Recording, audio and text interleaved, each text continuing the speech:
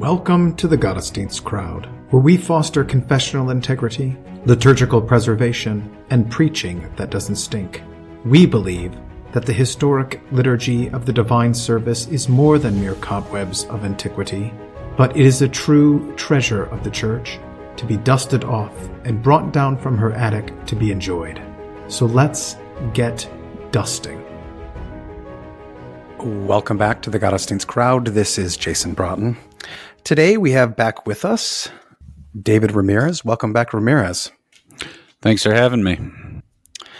It's always good to chat with you.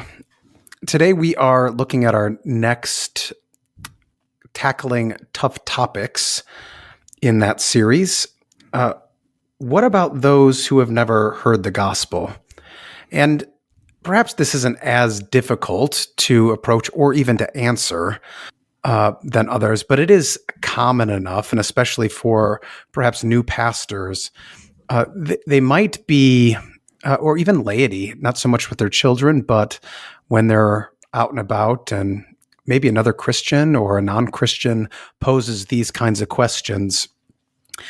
Sometimes it can take them off guard, and just having a plan of attack so that you're not kind of hemming and hawing and trying to guard or apologize for God in the sense that you're trying to get him off the hook. It can be helpful to have a plan of attack, a framework by which to think about answering this question when someone raises it. So this is actually a question that comes up all the time, I think, under different kinds of questions, not necessarily what about those who have never heard, but, even with regard to baptism and the thief on the cross, these are all kind of related. And if you want a good episode to go back to that we've talked about, that episode on Are You More Merciful Than God? That is probably something that's going to be propping up again here in this episode. So how do you approach this, Ramirez, when it comes up in Bible class or just in general? Sometimes when you're getting your hair cut, I buzz my own hair and it doesn't come up then. Oh, no. Yeah, never mind then. This comes up for me when I actually get my hair cut. Well, you've got presidential hair. I don't. So what about those who have never heard the gospel? What are your points here? So I got 5 points since you demanded that we always have 5 points. So the 5 points I have, and I'll just be honest, I do agree with you that I think most people, most pastors, even new pastors, theologically know how to answer it. I think most laymen do too. I think that I'm going to focus mostly on how you present it. So these main 5 points, really are just, so that you are remembering to cover everything. Like usual, the first and the last one are kind of not main points, but, I'll just go through them. So the first point is just good advice in any situation, but I think especially this situation is try to figure out what the question is behind the question. Because whether it's someone raising it in Bible study, whether it's a child at home, whether it be a neighbor, a coworker, whoever that you're talking to, it's helpful to find out, what's driving this question. Because a child who's at home who just, is really not thinking about a particular person or tribe or whoever, but is just wondering, well, okay, hearing comes through the word, and there's a whole bunch of people who I don't think they have missionaries, or maybe, like the Indians in the Americas or something like that, and they never had a chance. What happens to them? And so there might not be a question behind the question on there. They're asking it very general, and they're asking a big theological question. Other times, it may be driven by a more personal situation, and so I think it's helpful just to try to intuit or literally ask and figure out what's driving this. So that's the first point, and I guess I've also explained it. So the the next 3 points are: point number 2, we all deserve hell, and we're all guilty. Point number 3 is we don't know all of what God is up to. We don't know all of the ins and the outs and the threads of His story when it comes to all of mankind. And number 4 is, some of these questions don't concern us, and it's not our story. And then 5 is focus on what's on your plate. So that's what I would do. Point number 1 isn't really a super specific point, but it might help you with the conversation where you need to steer it to what you're trying to, answer. And then there's those other points. So, yeah. So the first point is, as you've explained it, trying to figure out, is this really just a general, generic question, or is it about something in particular, and getting at what perhaps that particularity might be? Yeah. So, for instance, to use just a very easy example, as opposed to a child who is kind of getting older and just asking these questions, right? Not thinking about anyone in particular. A different situation would be, which a lot of missionaries ran into, not just in the modern era, but I'm thinking about accounts of when they would go up into Germania or up into Scandinavia, and you'd have one of the rulers or whoever they're talking about saying, "So are you saying all my ancestors are in hell?" I mean, like, there you don't have to intuit or ask further, but their question about what about those who have not, quote unquote, heard, that they have a very specific reason for asking. And so let's say you were talking with a person here in America who's, let's say a coworker. You're talking to a coworker or a pastor talking to somebody in their Bible study, and they say, and they ask this question: are they just wondering about this and more in general, or are they thinking about their loved ones who didn't grow up in the church or had never heard or something like that, which is kind of hard to believe that anyone has never actually run up against the Christian gospel in America. But again, those are two different places where they're coming from. You know what I mean? And you're going to need to go down two different roads. I would say hitting all the same points, but I think it helps just in any situation when you are discussing something that can be a tough topic or at least a touchy topic. What are they thinking about? Are they willing to have kind of a more abstracted, long-ranging, explanation, or is there actually a burning question? And you need to figure that out so you can actually talk to them about that and find out what their concerns are. And sometimes people will say, "No, I'm just wondering. We were reading this, and it makes me wonder. What about those tribes?" And no disciples had gone out and talked to them. What's going on there? So yeah. Okay. Does it really change the way you approach it, or does it just? Yeah, it changes the way the sequence probably.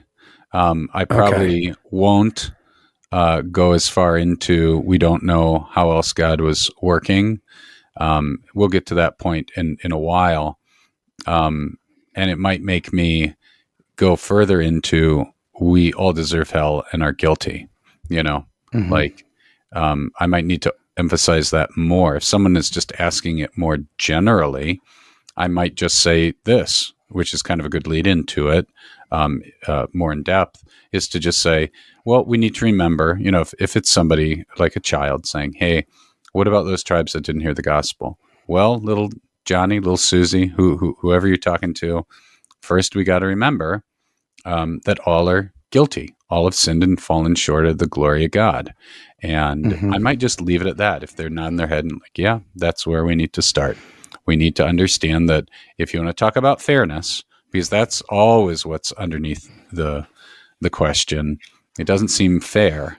Well, if we want to talk about fairness in accordance with God's law and his word, we are all guilty. We all deserve hell. But if they're nodding their head and they really are just asking kind of a big, broad ranging question, then I might move very quickly to point number 3. We don't know how else God was working, and then just have this big, long discussion, which we can get into later about, we don't know all of where and how God spread his saving word. But I might take a lot more time with lots of different examples there before moving on. And that's what I mean about like actually not just knowing the answers, but if you know the question behind the question, I might not have that big broad ranging discussion about all these different examples of, the people going out after the flood or Abraham's descendants or, quote unquote, Gentile prophets or whatever. I might not go as far into that because they're thinking about a specific person, a specific situation, and I might need not go into 5 examples, but just maybe focus on 1 or 2 of those, and then keep on going with more in depth about our guilt before God, and read Romans 1 and Romans 2. That would be my suggestion of the best one place shop to go to really talk about and to prove that we do all deserve hell and are guilty, because Paul is trying to say all are condemned by the law, both Jew and Gentile, in Romans 1 and 2. And I think Romans 1 and 2 really lays it out super clearly, and that we are all without excuse. And again, if someone is really troubled by that, then maybe you go further into it, which I don't know if you want to or not, but I mean, I would go further into it just in general about saying, this is hard to hear. It doesn't seem fair, but we do need to understand that we are guilty under God's law. And once Adam and Eve sinned, all of mankind was now rebels. And he could have just justly and righteously wiped us all out at that moment. But he didn't. But we do need to start from there. And that's the key first point. And I do think the sequence is important here. I think that is the first point.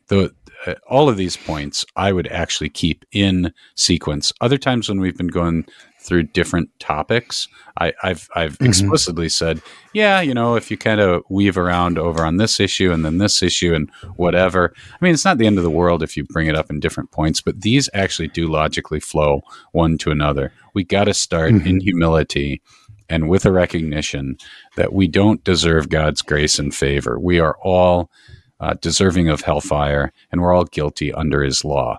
And if we don't have that clear in our minds first, then we're not going to approach these other things well. So I do think the sequence matters. Yeah, if we don't do that, we end up being kind of like Adam after the fall, right? Always shifting blame. Yeah, absolutely. So is it okay if we move on? I mean, I think most people understand that second point, and they can read Romans 1 and 2, unless you wanted me to zero in and look at any part of that. No. Let's just dive into point 3 then. Yeah, sure. So with point 3, I don't know how you want to phrase it, but I think a good way to phrase it is to say, after saying the main point, the hardest pill to swallow, the hardest truth to accept, which is fundamental to this whole discussion, after establishing that truth about our wretchedness and guilt before God, then I think it is also helpful to say, to transition and say, at the same time, we don't know the whole story. And then I usually follow that up by saying, in humility, knowing that any preaching of the gospel is by God's grace and it's undeserved. Now that we've established that, we don't know the whole story. And so we should look at the Old Testament, especially, but also in the New Testament, where we don't know the whole story of how far God's word went or continued in different places. So again, it's kind of like once a child repents of something wrong, then you can kind of go back and say, okay, I do understand why you're angry with your sister, brother, whoever, and maybe you acknowledge some understanding even at the front end.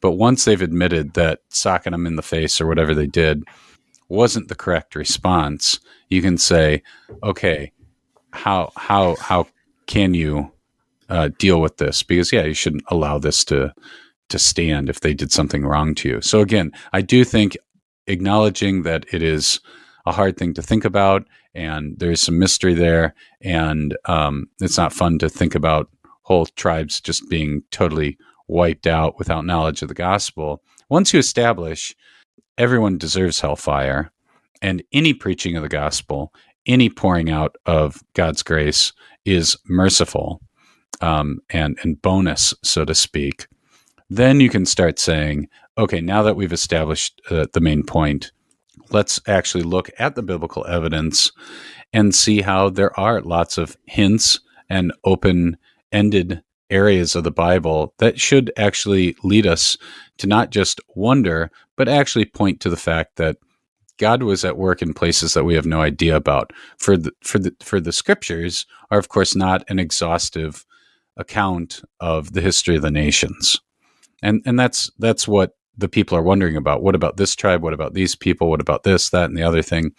And, again, the scriptures are indeed historically, geographically accurate. They're inerrant, and yet they aren't a total, history, exhaustive history of the nations. They are a comprehensive history centered in the promise of the seed and how he redeems all of the nations and how that word goes out, but they're not exhaustive. And so I do think point number 3, to introduce it after establishing point number 2 by saying, hey, we don't know where else God was working and how he was working, but there are some hints. And so some of the things that I bring up, and I'm sure you can think of some other ones too, is that after the flood, it's not like there are no believers besides God calling Abraham. I mean, Right. Shem and Ham are pious sons. I'm sorry, Shem and Japheth are pious sons. Ham is not, and neither is Canaan. But who knows how long the true faith lasted in some of those lines? I mean, that's just a totally open-ended question. Obviously, a lot of the families were no good by the time of the Tower of Babel, but maybe that led some to repentance. Again, we just don't know. And a lot of those patriarchs are alive for a long time. I know there's the whole debate over chronology in the Hebrew, the Hebrew Masoretic text versus the Septuagint. But leaving that aside, which is a whole different rabbit hole, you've got Melchizedek. You got Melchizedek, who's alive at the time of Abraham. Whether he is Shem, which could work in the Masoretic chronology, or whether he's a descendant of Shem, like a son or a grandson or something, if you're working from the Septuagint chronology. Either way, the main point is that there is not just a high priest of God, but he's a ruler too. I mean, he's the king of Salem.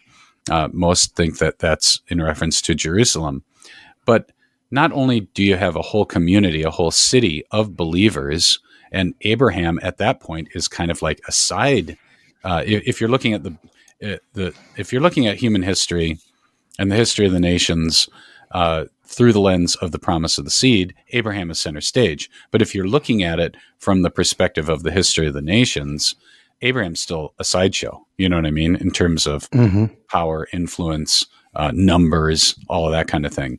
So again, the scriptures leave a wide open door, not for us to cling to false hope, but definitely pointing towards the fact that there are other believers out there. They do have some numbers if they can make up a city. And of course, who knows where else the true faith is still being held to. I mean, it is rather remarkable that all these different cultures, I mean, most major civilizations and cultures, and even getting down to tribes, have some version of the flood story. Yeah. I mean, everyone's acknowledged that. Even the most atheistic Darwinistic people acknowledge we've got these flood accounts. Now, obviously, they're mangled. Well, they're mangled by the time we dig them up or find them in documents. Who knows how much of the true faith, even if it was mangled to a certain point, was still retained by many of these nations and tribes. We just don't know. And sometimes that's just good to admit, to be like, hey, I don't want you to cling to false hope and think, oh, everybody except the wicked Canaanites or something like that were believers. That's kind of hopium copium and not smart, and will erode people's belief in the truth that, no, we're all guilty. It's not like God has to send somebody to knock on every door or else he's not fair or unrighteous. We don't want to go that far. But the biblical evidence is very clear that there are other believers out there. And so how far and how long did the true gospel of the promise of the seed last in some of these places? We just don't know. We just don't know. It's almost as if that bit in Romans 10, after he says that faith comes by hearing and hearing by the word of Christ, how beautiful are the feet. Then he gets into verse 18 and asks the question, but I ask, have they not heard? Indeed they have, for their voice has gone out to all the earth and their words to the ends of the world. It's almost as if what you're presenting here is evidence in the Old Testament how these things have gone out. Yeah. I mean, we always have to remember, there's only 3 branches of Noah's family, and they all know about the gospel, even if Ham rejects it and Canaan continues in that rejection. So, but that doesn't mean they don't know. And again, we just don't know. We just don't know. And I think we should be totally open and honest about that, not giving false hope, but also dispelling this common idea, because salvation history in the Old Testament is so focused in on Abraham and the line of the seed. It has given rise, not that it's the Scripture's fault, but it's our own faults, that then we think everyone else is a pagan.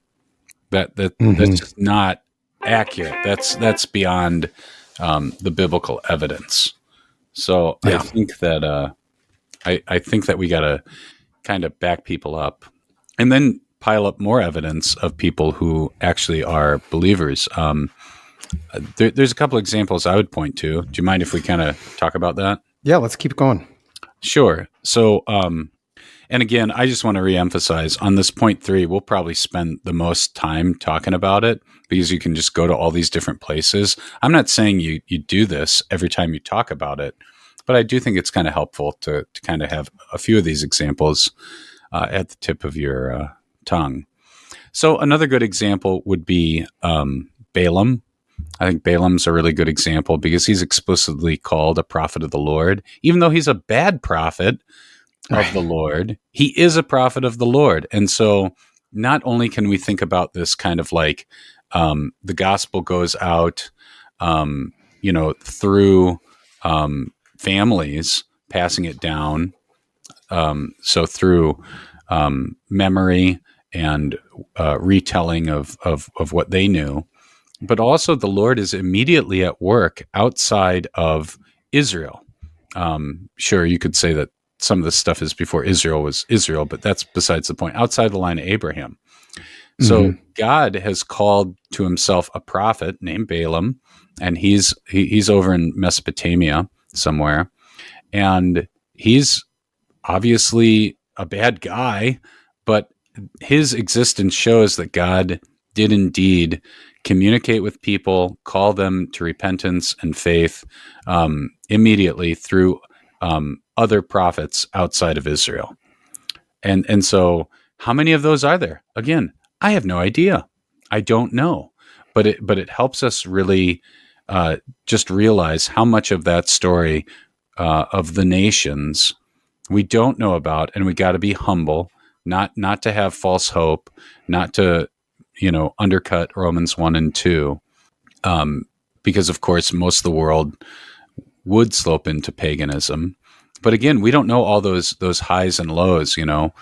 Maybe there were revivals in the faith at times, and maybe they fell away again. I mean, Jonah, even though he's a Israelite and he gets sent to Nineveh, and we have a record of it. I mean, the Assyrians, like some of the worst people around, they have a time of repentance and renewal. Mm-hmm. And who knows, maybe a minority of them continued on in faithfulness, even when they were smashing Israel and Judah later on. We just don't know where that beautiful, precious remnant of the church actually kept on going among the nations.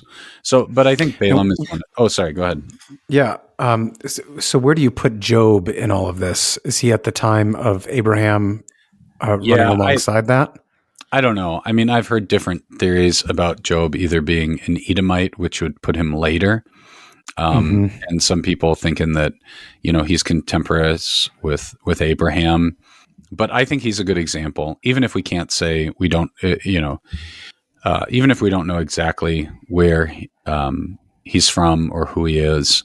I think he's a good example to bring up.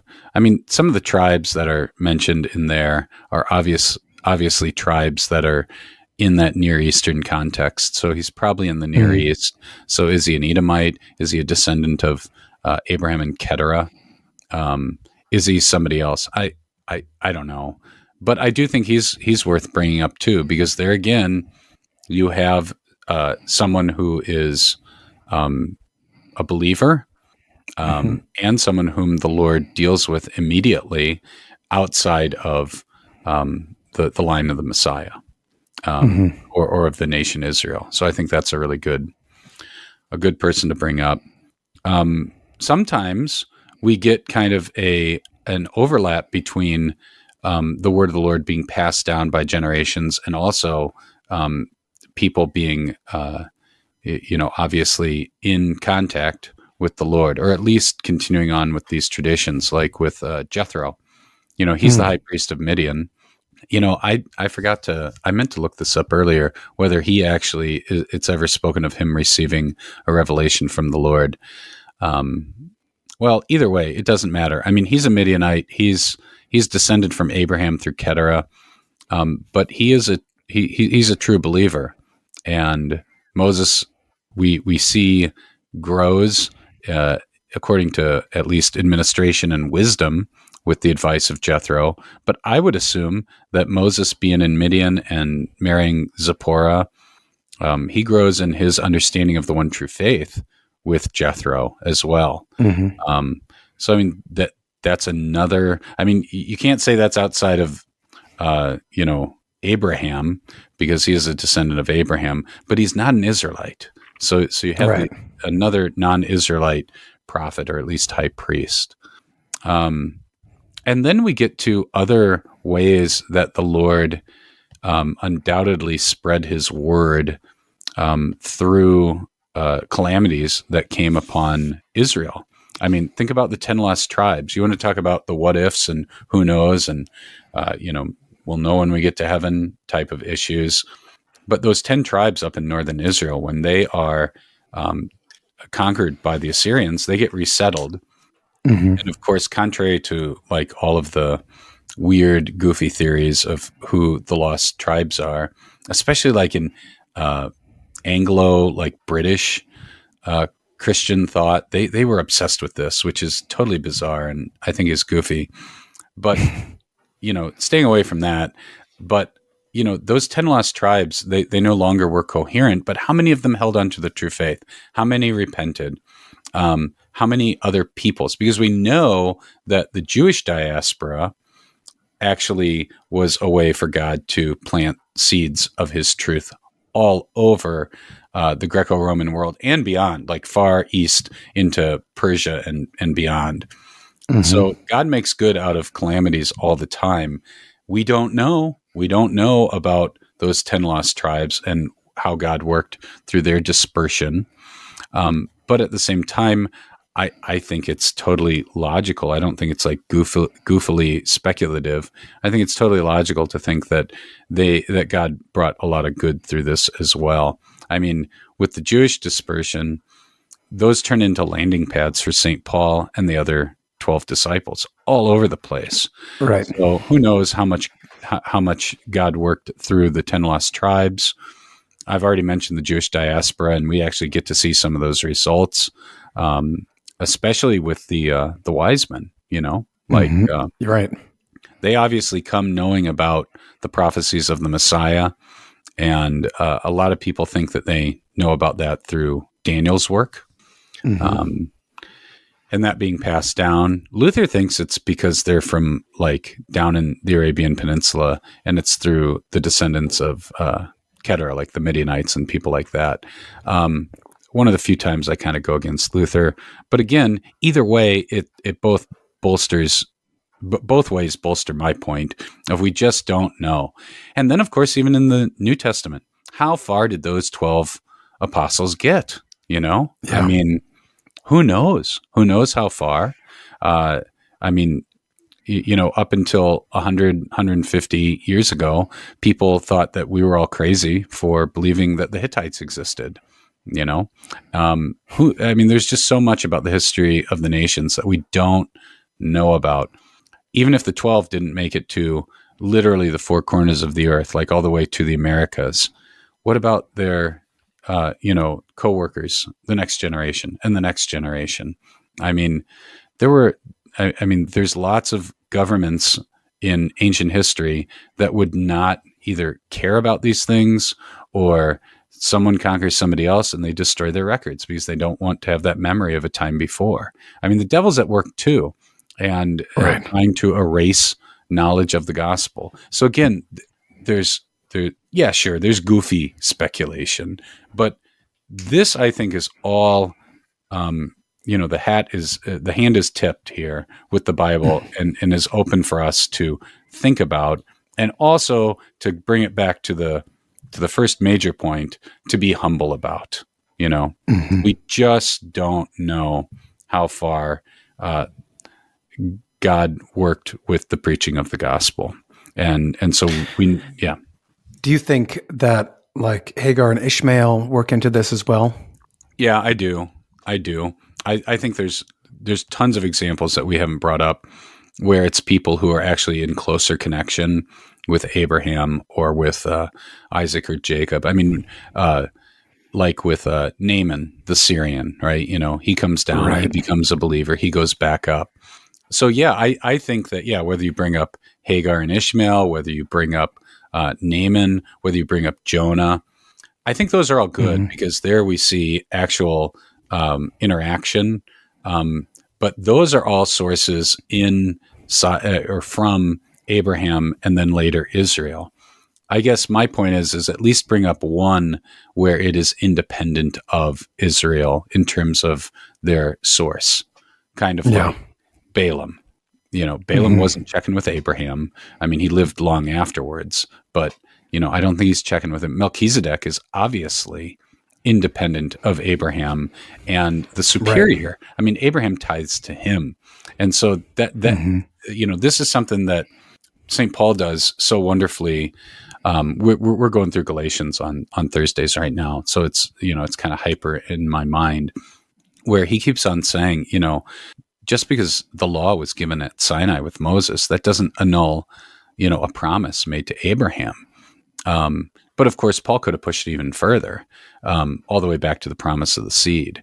And so we know that at the time of Jesus and during all the problems with the Judaizing movement in the New Testament church that Paul's dealing with, you have this false thought among Jewish Christians, and they're trying to get the Gentile Christians into this, is that you have to become a Jew to become a Christian, instead of saying, no, yes, God did work through Abraham, Isaac, Jacob, David. Yes, he chose a particular people and to bring about the Messiah, but you're to be a blessing to all nations, and even to push it back further into history, this was a promise made to Adam and Eve. So I do think it's great to bring up Hagar and Ishmael. I do think it's good to bring up Naaman, people like that, Jonah. But we also have to remember that this preaching of the gospel was given to all mankind, even if it degraded in most, all places at some time or another. So again, I'm not saying that we should try to find other scriptures or something like that. Just like to use an analogy, sure, God's 10 commandments or his eternal law reflected in the 10 commandments. We know this by nature. We know this by our conscience. And yet we've always clung to the 10 commandments. Not that that didn't exist in the hearts of man beforehand, but at the same time, we cling to this because it's the best summary and written out explanation or systematized understanding of it. So sure, just because the Old Testament is the Old and New Testaments are our sole source of doctrine and life, that doesn't mean that other people didn't know about these truths through other means. We just are in a different situation. You also have all of those accounts, don't you, where I think this is during the time of Moses, whenever the Israelites are wandering and they come to some place, they have heard about what happened in Egypt, or they have heard about what happened here. Like these reports do go out. Yeah, I mean that's why Rahab is on their side. Right. Yeah. I think Rahab's the most striking example there. We know what's happened. We know that you're coming. I think some of that might be a memory of them knowing or their people knowing about the promises to Abraham and things like that. I mean, we can never forget that even though it's only a blip in salvation history, that war between the 4 kings and the 5 kings, like all the Mesopotamians who come over and beat the snot out of Sodom and Gomorrah and those other cities of the plain, like that's international news. Abraham goes and defeats them. I mean, that's a huge, huge thing. I also think that this is a side point, but I think that's another reason why Abraham actually has hope that Sodom and Gomorrah might repent, because you know how the angel of the Lord, the pre-incarnate Christ, is like, well, and Abraham's like, oh, well, what if there's 40 or 50 or whatever, going down the numbers. I remember having a discussion with Lisa, my wife, and we were talking about like why is Abraham so soft against them? They're horrible, they're wretched. Is he being indulgent? But I do think that he has hope because this big, huge thing has happened. Now, ultimately, he's wrong, right? But yeah, to get back to the main point, the point is that like there were these big, huge things that are just a blip in quote unquote salvation history, but they're international news, and it makes people take notice. So yeah, there's just probably so many chapters of the history of the nations that we just don't know about as it regards to the gospel and belief in it or unbelief or going up and down. And we just need to say, yeah, the scriptures open these doors. There is this possibility, but not to the extent where we start undermining Romans 1 and 2. It at least in our minds as we read through the Old Testament, besides the fact that Romans is obviously inspired by the Spirit, but it gives us actual Old Testament evidence that these messages have gone out. Like there are places that like no one really is without excuse, not only with regard to deserving hell because we're all sinful and fall short or lack the glory of God, but also that who can say they haven't heard in that regard. Yeah, that's actually, I'm really glad you brought that up, because I've been in Bible class when somebody said, well, they just asserted, and I don't blame them for doing this, but they just asserted, what about like the Navajo, or what about like the Yahoo, your people, the Vikings, like what's right. They never heard. And I have kind of turned the rhetorical phrase with them. How do you know? How do you know? And then I'll kind of back off and say, maybe they didn't, but they're still guilty. and go into Romans 1 and 2. But yeah, we do have to be aware that God is very, very present in history, and we don't always know all of his ways and what he's done or not done. And that leads me to the fourth point, if that's okay. Yeah. Well, there's this author. He's not very famous anymore, but he wrote this children's series, and in there, the Christ figure, which you guys like to do with like comic book characters and stuff like that. Harry Potter, please. Yeah, Harry Potter, please. Yeah. I hope Harry Potter fans are offended. They should be.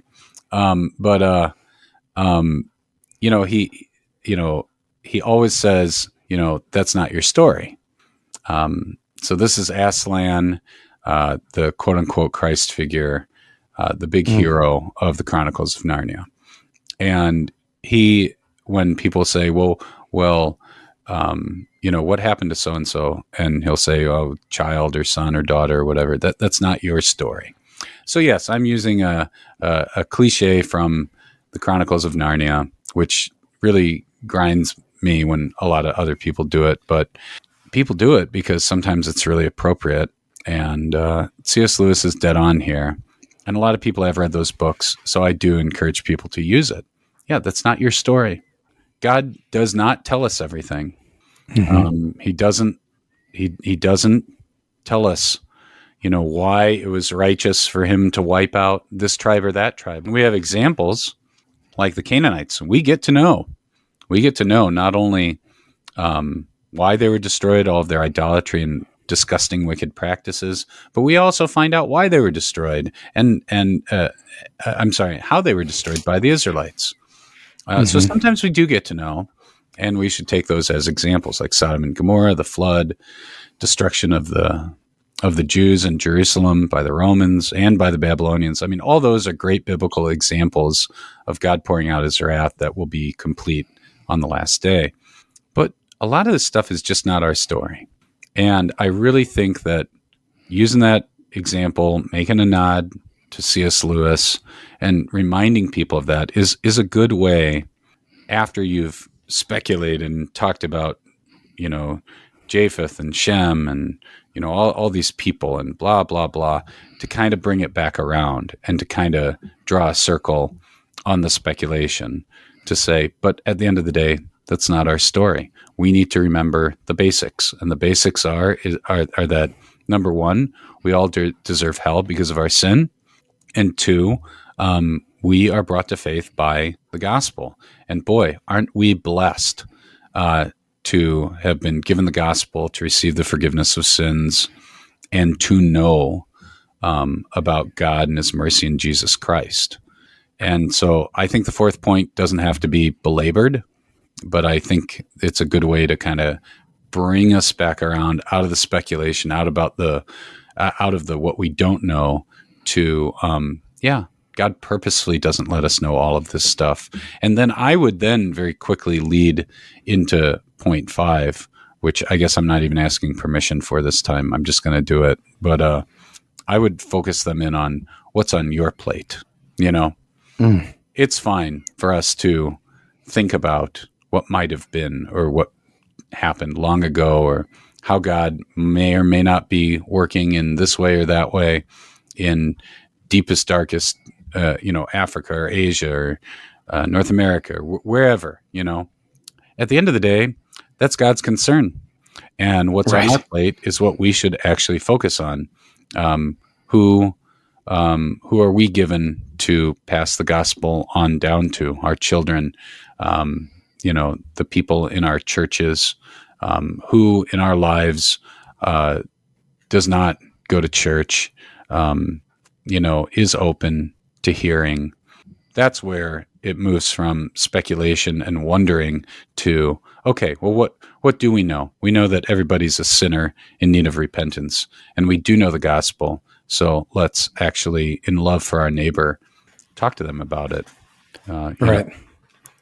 Yeah. And 4 really kind of bleeds nicely into 5, because when you're thinking about giving thanks to God for what he has done for you and through whom he has done it, parents, Sunday school teachers, pastors, other people in your life, that does kind of say, oh, well, who am I to other people that I can be passing this on as well?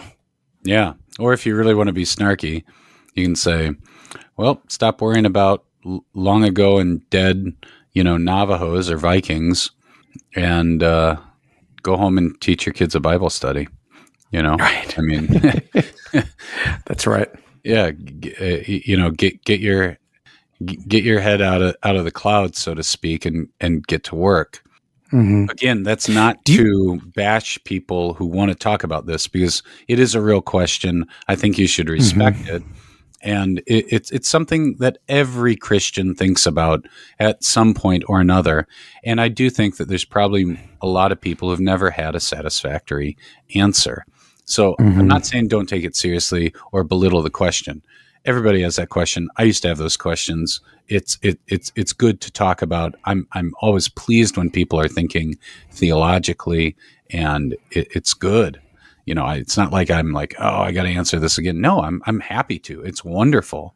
That means they're thinking, but at the same time, I do think you want to direct them to, what's on your plate.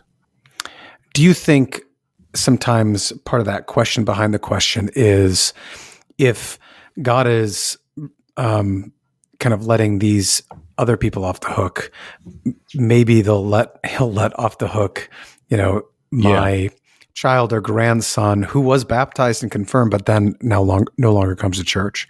Oh yeah, I totally think so. I think that a lot of bad speculation is really just I don't know if I want to call it a coping mechanism, or people fall into it because of these more personal situations.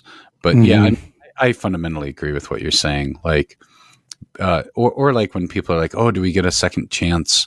On the last day, or what was Jesus doing when he was preaching down in hell? Oh, maybe all those people who died before, the crucifixion and resurrection got a second chance. I mean, I'm sorry to say, I do think that most of that is, people hoping for a way for people who are, in a state of rejection of the gospel, a way for them to wiggle out.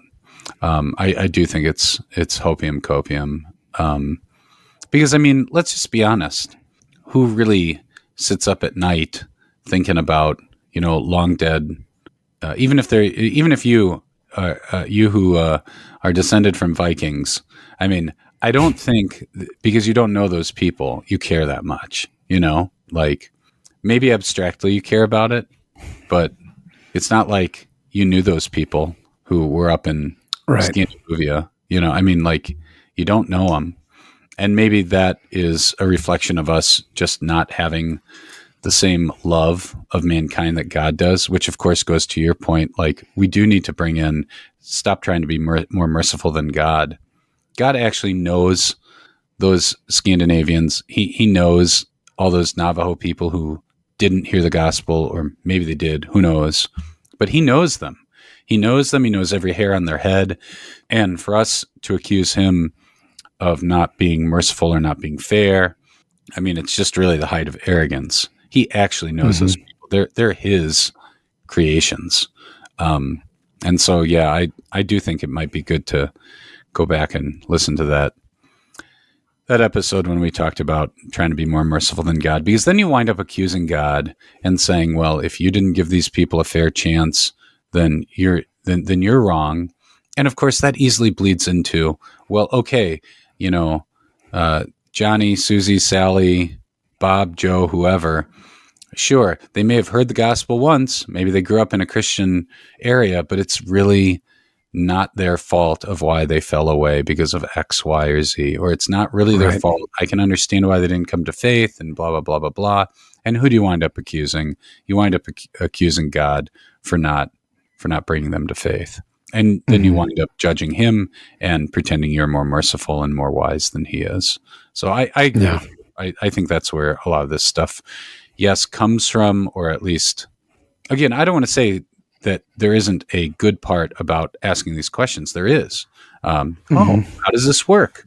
Is that fair? Is it not? That's wonderful if people are thinking those things, but it can easily lead into, and sometimes may spring from, trying to weasel around reality. Well, that's why you have, some of the reformers who are, pleased that, Boniface came to Germania, despite being a papist. Yeah, I mean, so that's one of my old axes to grind, because, our Missouri Synod forefathers did not like Boniface very much. I mean, they gave him credit for Right. like evangelizing and stuff, but also bringing the yoke of Rome upon Right. Germania. And they were always quick to point out that there were other missionaries long before Boniface.